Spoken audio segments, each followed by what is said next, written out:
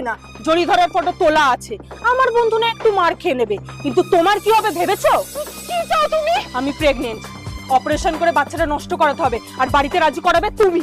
তাহলে ছেলেটাকে বিয়ে করছো না কেন? ছেড়ে দিয়েছে।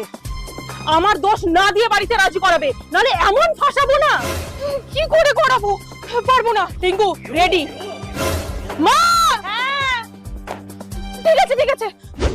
ইশামা, এগুলো তো লজ্জা পাওয়ার কি আছে? আরে এখনকার দিনে এসব নরমাল। আমরা কোনো ভালো ডাক্তার দেখিয়ে অপারেশন করে নেবো, ঠিক আছে? বাহ বৌদি, তুমি তো জাদু জানো, তোমাকে ফাঁসিয়ে লাভই হয়েছে।